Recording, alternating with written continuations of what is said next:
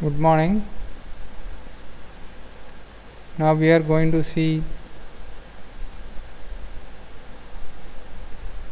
the DCS loops and its programming and real-time operation. So in this we can see that we have the index. So in this index we have all the loops, level, flow and pressure control loops. So these loops are connected with this real-time setup, which you might have seen in the earlier video.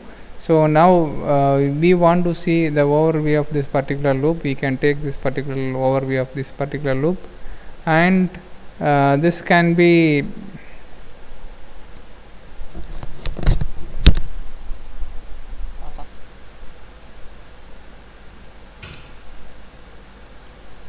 so what we are doing is we are having this process loop. So when you take this loop, we are having 3 loops are in there in this system. So these 3 loops are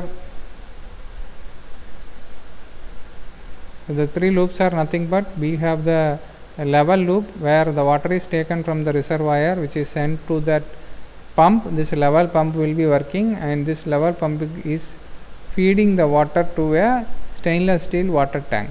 So there is a safety valve which will be bypassing the water so that we may not affect our pump. Then that from the water tank the level is taken as digital signal through this differential pressure transmitter, that is a level transmitter connected in here. So now we want to maintain level in the water tank. We are giving a set point of 25 centimeter. If water level goes above 25 centimeter or comes below 25 centimeter, how we will be controlled?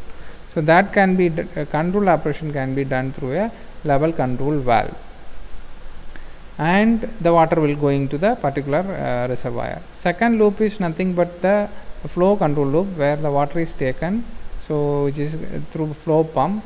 There is a safety bypass water flow. Then we have a orifice plate. Before and after orifice we have the feeds, so that feeds are taken through a differential pressure transmitter. So from this the water is going to the main tank. So this also the water flow is maintained through this the final so this is a control valve. So the control valves are getting pneumatic supply from these I2 pi converters, which are connected from the DCS. So 4 to 20 milliamps current will be coming to up to this I2P converter. This I2P converter is supplied with 20 psi compressor pressure. So that pressure will make this final control valve to open and close. The third loop we have is the pressure loop, which will be taking the water from this tank. We are using a pump. Then we have a pressure header. So here the pressure is made. So that pressure is measured through the level transmitter. Sorry, measured through a pressure transmitter, which is a differential pressure transmitter. And this pressure can be met through the control valve. The outlet of this pressure it is controlled through this control valve. So we have the I2P converter, which is converting the water flow controlling the pneumatic air going to this particular control valve. So when you come to when you take the operation, when you double click this pump, so the pump on off condition will come. So when you double click this pump, that pump on off condition will come. So whenever we want to start any pump or things, we can double click the pump diagram in the overall control system. So that pump face plate will come. We might have seen what is face plate. So this is a pump face plate coming. So you can run the pump or you can stop the pump through this face plate. You can see the indications the pump is running or not. So this is how is the overall diagram of the particular system. So this is another one pump which is available here.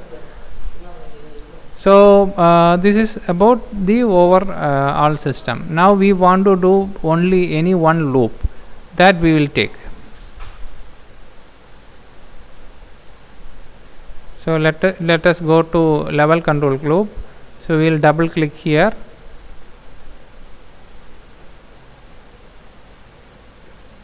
So we will get the level control loop. Now we have taken, so here you can see all the loops are available, right? But now we are taking only one loop. So this is the level control loop we have. In this level control loop, what we are having, water reservoir is there. We are taking water from the reservoir. We have the pump, right? This pump is used to pump the water to the particular tank. So tank is having a level gauge, which is a manometer. The tank level is measured through this level transmitter. Now how will you maintain the level in this particular tank? By this control valve, which is sending the water outlet from this particular tank.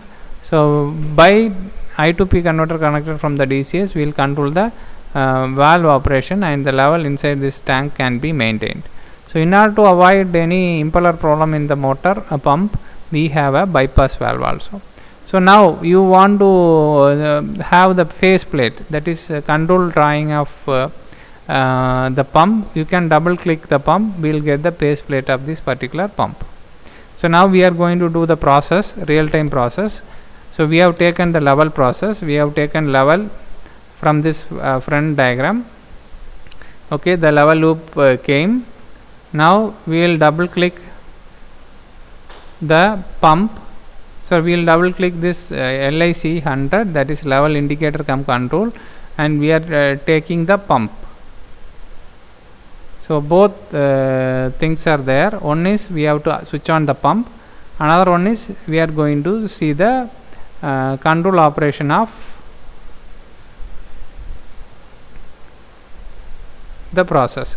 So you can see we have a PID controller faceplate, we have a pump controller faceplate. So this is to switch on off the pump. This is for the process diagram. So where we have process variable, manipulated variable, set point variable, we can give the input. So there is a one thing you can see here, it is manual, MAN is there. So it means this is manual mode. So we can, when I double clicks this manual mode, you will get three things. One is manual mode, auto mode, and cascade mode. Three kinds of modes of operation we can do with this type of PID. So when I put in auto mode only, we can give the set point, all these things. Now I am changing this to auto mode.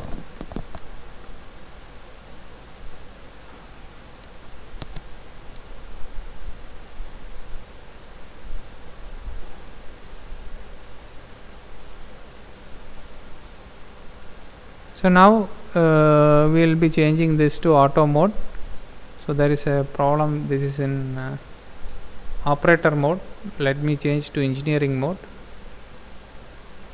So I will change to engineering mode. I will again come with this new loop. So now we are coming. I change to engineering mode. Now you can see engineering user. So I can change to auto mode. Now it will ask whether you want to do the engineering user, you want to do auto mode or not. Now we move to auto mode.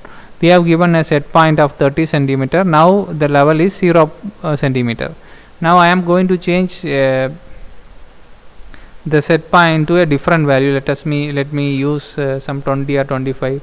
Let me give 25 as the set point for this particular system. When I give the 25 centimeter set point, now the process set point is changing to 25 centimeter. And when we start the pump, then the process starts to work.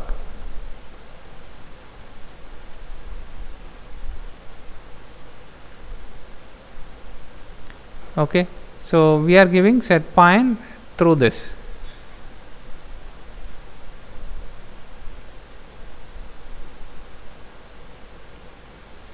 Going to do the real time experiment of level control system. Now we are going to switch on the level pump. So we have given already 25 centimeter set point. We can see that water is coming to the tank, process tank. You can see the sound, and this is the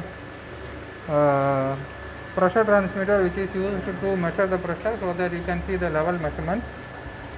Okay, so we can see that level is getting raised in the indicator. You can see that water level coming up. So we are given 25% as the set point.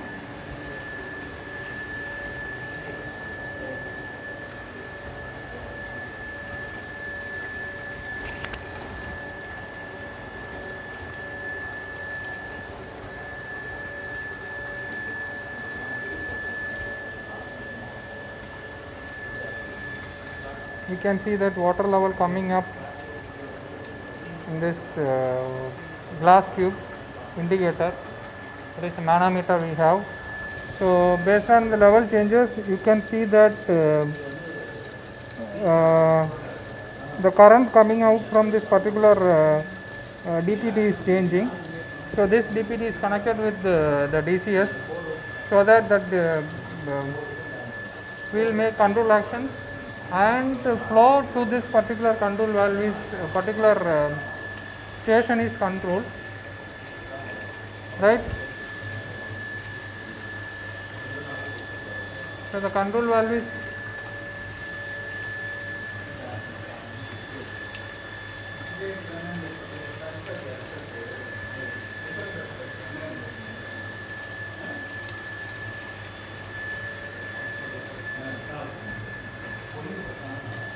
so this we are getting water level getting increased. We have already given that 25 centimeter is the set point.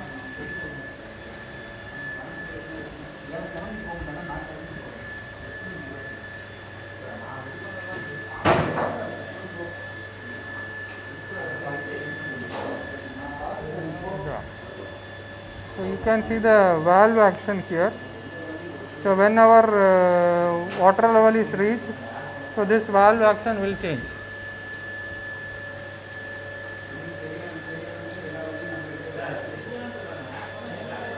So we are having the control valve in the outlet of the tank. So you can see an RMR coming, right? This outlet is coming from our output of the tank. So this output will be coming through this control valve. So you can see the valve action changing. So this valve will be closing because of the level rise in the particular tank. So we are expected to maintain a 25 centimeter level.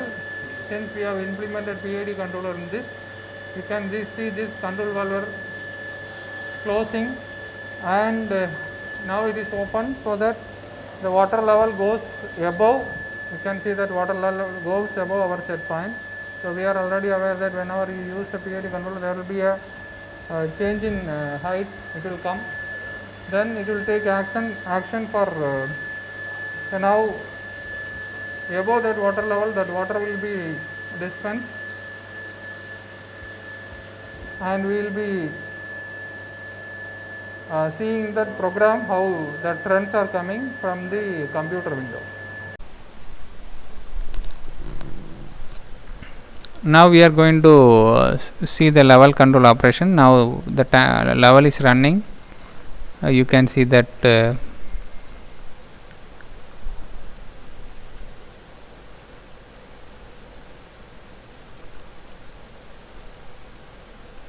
we made the pump on.